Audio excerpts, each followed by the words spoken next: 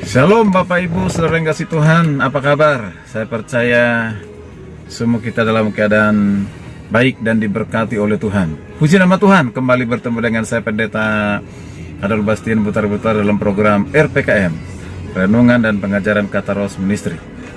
Dalam kesempatan ini saya barangkali tidak menyampaikan suatu renungan, tetapi juga mungkin apakah ini berupa saran, masukan, ataupun mungkin bisa juga ya penyampaian informasi lah yang penting ya untuk kita ketahui. Nah, yaitu apa? Saya ingin menanggapi, yaitu ada sinode tertentu, ya sinode tertentu ada di dalamnya sinode yang lain, nah gitu. Sinode Gereja Yesus Kristus Allah Esa. Nah, sinode ini kami singkat dengan 4 huruf, GYAE, Gereja Yesus Kristus Allah Esa.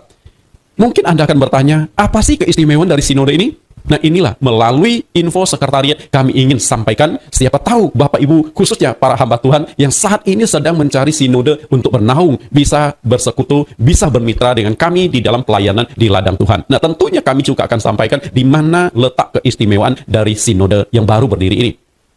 Saya katakan bahwa sinode ini baru berdiri karena pendirian itu memang baru dilakukan pada tanggal 11 Juni 2021. Kalau baru berdiri, nah apakah sudah legal di mata hukum negara? Tentu, ketika kami nyatakan berdiri, kami melakukan aktivitas gereja, melakukan aktivitas pelayanan sebagai sinode, tentu tidak sembarangan.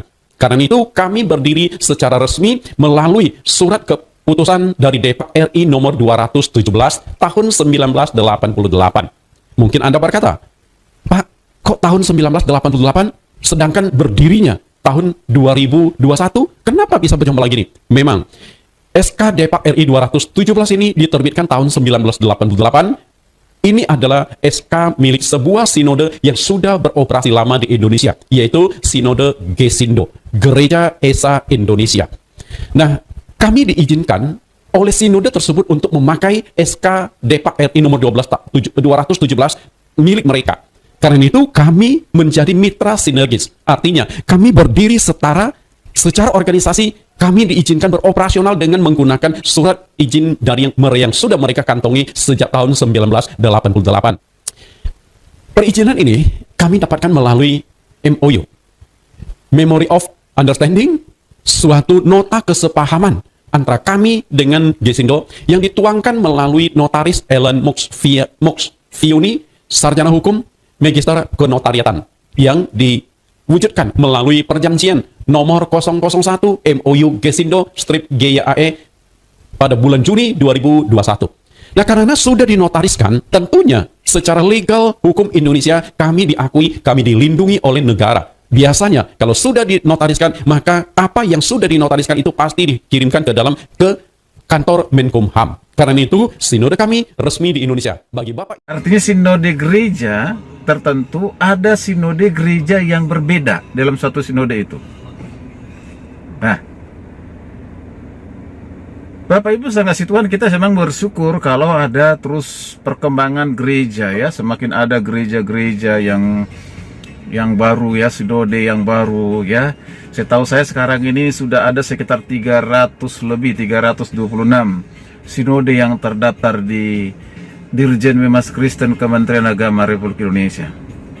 Nah, baru-baru ini saya baru ketemu dengan Pak Dirjen Profesor Thomas Venturi ya.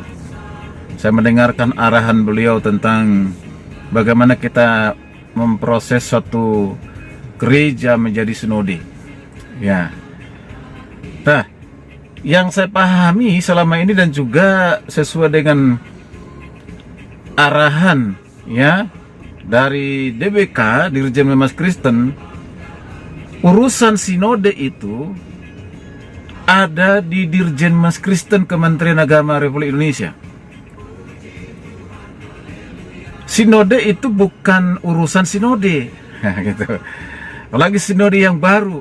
Kalau mau dikatakan sinode itu sah, ya sah, punya ketetapan hukum, diakui oleh negara, Nah, itu harus terdaftar di Dirjen Bimas Kristen Kementerian Agama Republik Indonesia.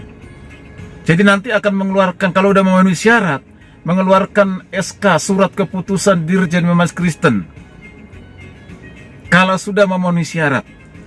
Jadi sinode gereja itu bukan urusan sinode, bukan urusan kementerian yang lain, misalnya Kementerian Hukum dan HAM, Kementerian Menko Polkam. Itu hanya ada urusannya di Dirjen Bimas Kristen Republik Indonesia. Sekali lagi tegaskan ini.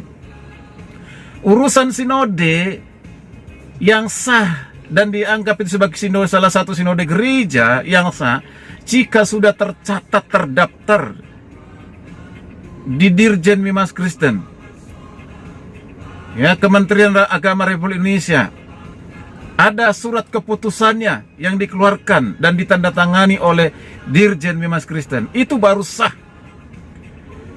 Jadi jangan percaya diri kalau sudah misalnya ada MOU dengan gereja tertentu, sinode tertentu, maka gereja itu secara organisasi sah dan diakui oleh pemerintah. Keliru nih.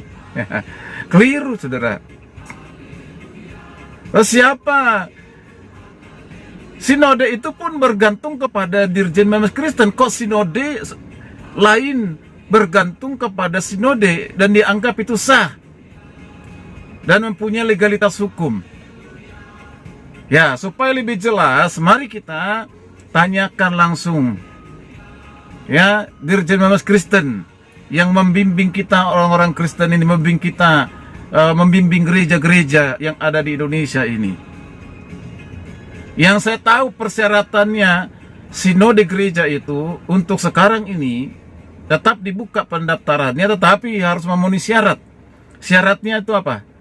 Yang pertama, memiliki jemaat 10.000 KTP.